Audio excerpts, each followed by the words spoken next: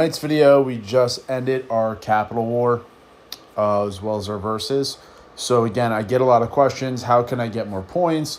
How can I be able to help my alliance in the last days? I'm struggling with certain things. So what we're going to go into is I'm going to talk a little bit, and I go over in these in details as far as what my plans and ideas are for things. I go into an explanation of them, things like that. So if you haven't checked any of those out, I suggest you do. So really, this is just a combination of things. So I talk about this all the time. As we go in here, you have to know who your opponents are, right? So my first two lines are right here, my first two strongest. If I'm going to send my strongest one out, I'm going to put my third strongest in. I want to make sure, though, that if I call it bait and switch. If I'm going to have players who I know are going to hit me and we're relatively around the same size, I want to know what they're hitting me with. So sometimes what I'll do is I'll take all of them off my wall, have them hit me, see what their hardest or strongest troop march is. So now I have an understanding. So for example, we'll go into my battle reports and show you what I mean. So if we come down here, I was reinforcing someone, but we can see here, if I know their strongest is air, excuse me, I'm going to counter with missile, or I'm going to have air as my strongest, right? As you can see there. Same thing with here. If I'm going to set them up, I want them to hit me. So if I'm down in points, like when I go and hunt, if I'm down in points, I want them to hit me. Like I want these, I have two on my wall, and what I'm going to set up is I'm going to have my second strongest march up in front, or my first. You can do it either or.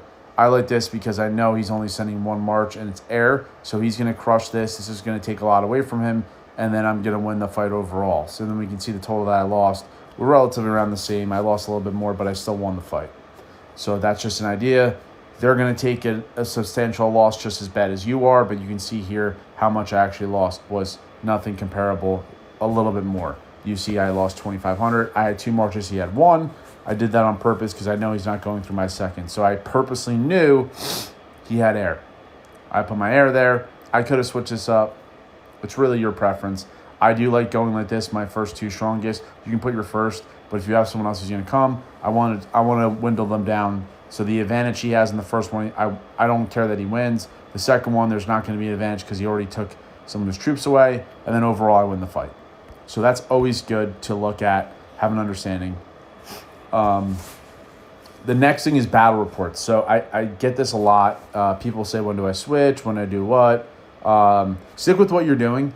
You can always switch at any time. It's just going to be a lot, especially if you heavily invested in one squad, say, for example, tank. It's going to be hard to push. And again, I talk about this all the time.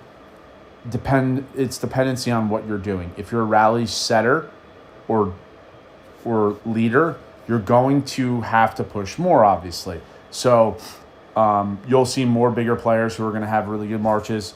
They might have some exclusive weapons. For Kim, as well as DVA, pretty high if they're pushing that, just because they're the people who are setting it. So they have to have the ability at any moment's notice, to be able to switch those out. I don't think that's for everyone. My suggestion, like I said, is usually to build one squad out completely. Keep growing it and making it strong. Unless you're a rally setter, which even then I wouldn't even suggest doing two squads at once. It's a lot and it costs a lot to do. Is to build out one and help your rally leader. Otherwise, you're going to run into issues. So, see that there. The other thing is, like, I like getting in battles like this because I can see comparable the size where I'm lacking. And again, like I said, I don't care that they're stronger than me. It's going to show me areas I need to improve. This gives you like a little synopsis. This really just says, hey, I mean, this is just like a given. It's like, hey, yeah, you need to get your skills up. You can see here my skills are a little weaker in my hero set skills because I'm focusing more on tank. But you can see overall that he's got a little bit more offense than me. He has a red gun, which again, aesthetics are great, but I probably would have went radar first.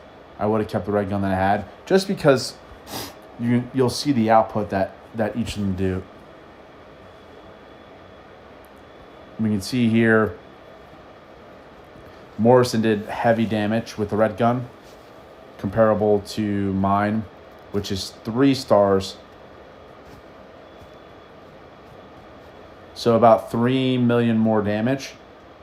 Realistically, when I get the 4 stars, we'll see the comparison in that. It's not going to be anything astronomical. He also has some on Skylar, his drones, a little bit weaker than mine.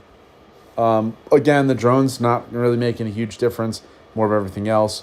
You can see how much more damage my DVA took. And then we can come in here and you can see that the equivalent of damage as well, right? You come in here, we look at the chips. Chips are relatively around the same. I have a couple better ones. Drones around the same. Tech's going to be where it's a little bit different. He's not really pushing any tech as far as mastery. It looks like he's going mainly special forces, or he just did it. He went a lot more in units, as well as siege is where you're going to see a difference in there. I don't really go based off what someone else is doing. They're doing a certain strategy. I'm looking here where my advantages are and disadvantages. I'm going to fix these. Right now, what I'm doing is going to be documenting everything for Season 2, as I'm going to try to get my transfer score lower. So if you guys don't have an understanding of that, I'm going to be explaining in a later video. But essentially, it's going to be not increasing my hero power to a certain level and work on everything else, which is going to give me time for everything else to catch up. But what we really want to do is look at these reports, look at players that are similar in size or larger, so you can see the areas you need to improve. Now, am I going to say that you're going to go against this person and you're going to be like, oh, yeah, I'm going to improve and beat them? No, absolutely not. But I can improve here. If I'm close, relatively close, I can see where we are. We can see here, I talk about this all the time, this person is buying packs in the store for the exclusive weapons. He has it at 20. That means to tell me he's spending about $300 a week on these, at least, because this is, for one pack is 80 exclusive shards for them. So you're looking at in the 2 range, and there's no way to get up that fast without buying them. So just to get, that's just a few food for thought. Me personally, I wait until I can get them. So I'm not really too concerned with worrying about that. We can see the chips a little bit better here.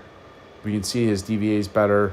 Like I said, if you're not buying when it exclusively comes out, which is about $285, it'll bring you close to 13, and then you use some others. To get it to 20, again, you're spending a lot of money. But to each his own, like I said, I think there's other avenues you can spend and save and get better things. The rewards for Capital have just came out, so we finished second. We got some Throne of the Blood. Essentially what this does is increase your hero HP and attack as well as defense. This is just like the God of Judgment. You cannot increase this with universal components. It has to be the same thing. So in order to bring this up to level 2, I would have to get another one, whether it's in the season store or the I have to go through and do it. So just a food for thought, just so you guys know. And then we look in here and we can see on here what it looks like. Upgrade this, but we'll come in here and we'll just look what it looks like when we get to a certain level. So we can see at 2, it's pretty good. 3 and 4, it's really starting to pick up. But that's going to be kind of it, guys. I just want to cover some of that stuff just so we have an understanding what you're trying to do. Know who you're going against on the wall. I'm baiting them. I know that they're not going to beat both my marches. I know they're mainly air, so what I'm going to do is switch my gear around, have it there, and then I'm going to put it back on when it needs to be. All right? So again, if you guys like these videos, share, comment. And if you have any questions related to this, just reach out to me, Discord, Twitch, or in the game. If you want to donate to the channel or more interest on the guides, reach out to me. Okay, bye.